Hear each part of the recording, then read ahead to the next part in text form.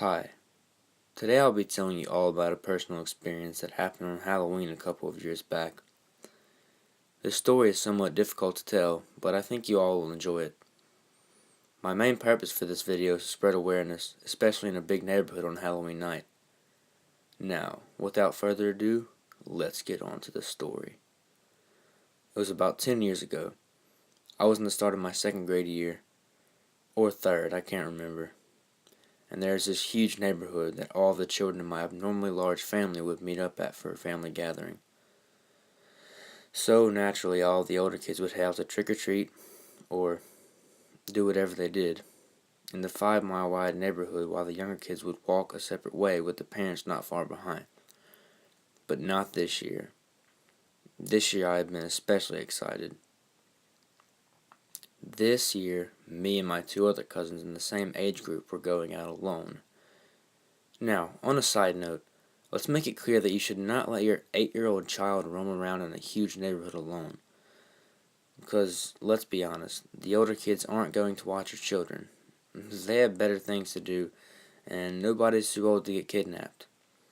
Anyways, back to the story. My cousins and I had been walking for about 30 minutes, and had covered about 2 or 3 streets. And let me tell you, we felt on top of the world.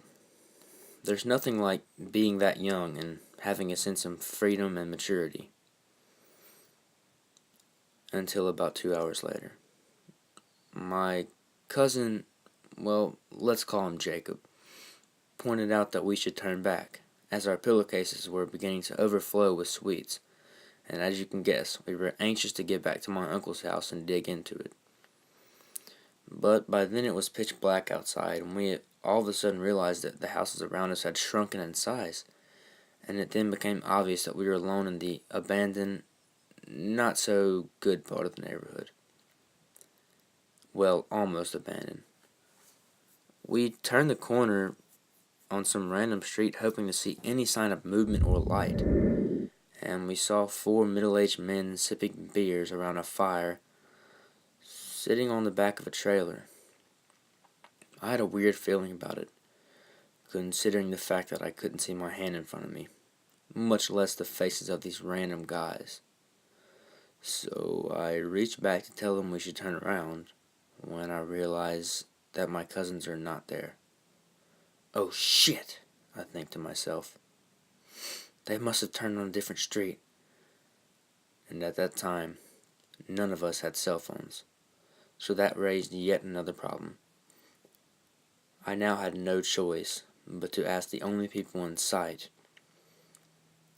for help. I decided to take my chances and ask these shady men to use their cell phones. So I began to approach them, and one of the bigger guys said, "Hey cutie, you lost?" And I stupidly said, "Yes." The bigger guy now says, "You need some help?" And of course I said, "Would it be any trouble if I used your phone?"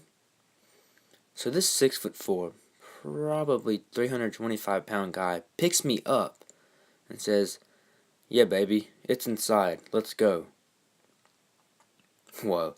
At this point I smell the overwhelming staleness on his breath of alcohol. Clearly, I noticed the fact that he is somewhat struggling to stand up straight. There are red flags going off left and right like crazy at the fact that not only did he just call me baby and pick me up, but he is clearly drunk as a fucking skunk. Luckily at that point, a car drove by, so he put me down. And believe it or not, the cell phone in his pocket lit up and let out a loud bell sound, notifying that he had a text message, I assume. So he then put me down, like I said, and let me call my parents, whose number I luckily did know, and it turns out that my cousins had taken a different turn and thought I was right behind them. They were at my uncle's house the whole time. I got home safe and everything was fine, but the look that the guy gave me as we were driving away was just plain fucking chilling. He was licking his lips and grinning an evil grin, and I know it sounds cliche, but I will never forget it. To this day, I sometimes dream about it. Almost a look of, you won't be so lucky next time. So, creepy giant guy, hopefully we do not meet again. Alright guys, so that was, well, I wouldn't say my Halloween special because I already had a Halloween special, but that was just kind of to spread awareness, and it was my own personal experience, believe it or not. I know it was kind of short, but, well, I just thought I should share it with you guys. Thought it was kind of creepy.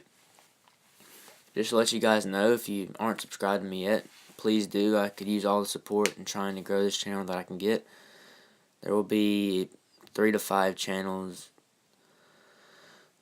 There will be 3 to 5 videos on this channel. Excuse me. My throat's killing me. I have the flu. There will be 3 to 5 videos on this channel every week, so stay tuned. Subscribe, leave a like, and any suggestions you may have down in the comments. If you would like to email me about anything YouTube related, or submit any stories you'd like me to tell, or again just give me any tips, my email will be down in the description. And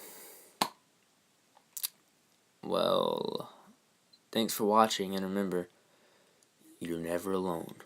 You are always being watched.